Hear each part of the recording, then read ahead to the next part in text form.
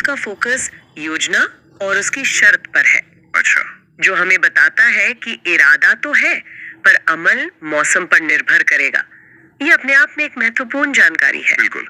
तो ये था हमारा पहला विषय, देश के भीतर एक प्राकृतिक आपदा के बाद उच्च स्तरीय प्रतिक्रिया की योजना और उसमें जो अनिश्चितताएं हैं वो भी। अब यहाँ से रुक करते हैं एक बिल्कुल अलग दुनिया की तरफ, अंतर्राष्ट्रीय व्यापार और कूटनीति।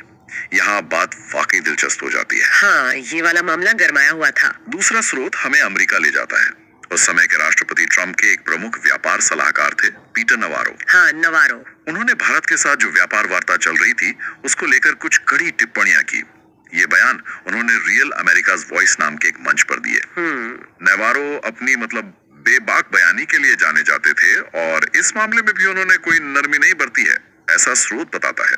हाँ, उनकी भाषा काफी सीधी होती थी। उन्होंने सीधे तौर पर भारत को चेतावनी दी, कहा कि अगर भारत व्यापार वार्ता में अमेरिका के नजरिए से किसी बिंदु पर सहमत नहीं होता, कम अराउंड शब्द का इस्तेमाल हुआ है। हाँ, कम अराउंड। तो इसका अंत भारत के लिए अच्छा नहीं होगा। बाप रे। ये अपने आप में काफी सीधी और सख्त भाषा है, खासकर डिप्लोमेटिक लिहाज से देखें तो। निश्चित रूप से अंत अच्छा नहीं होगा। ये सिर्फ एक टिप्पणी नहीं है, ये एक तरह की धमकी या दबाव बनाने की रणनीति का हिस्सा लग सकता है, जैसा कि स्रोत इसे पेश कर रहा है। हाँ।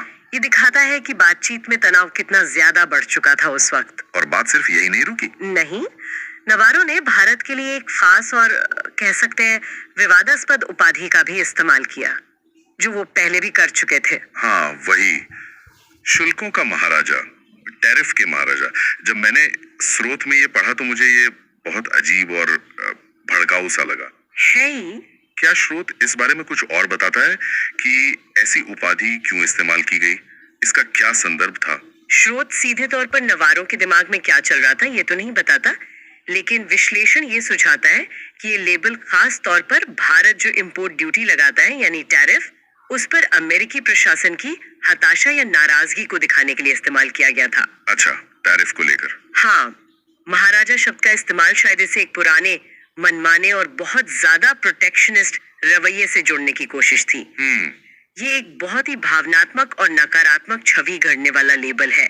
ये दिखाता है कि अमेरिकी पक्ष या कम से कम नवारो जैसे प्रभावशाली सलाहकार भारत की टैरिफ नीतियों को द्विपक्षीय व्यापार में एक बहुत बड़ी बाधा के रूप में देख रहे थे। और क्या इस लेबल का इस्तेमाल सिर्फ एक बार हुआ था या जैसा कि आपने कहा ये दोहराया गया था? इसका क्या मतलब निकाला जा सकता है? जैसा आपने भी नोट किया, स्रोत इशारा करता है कि ये पहली बार नहीं था।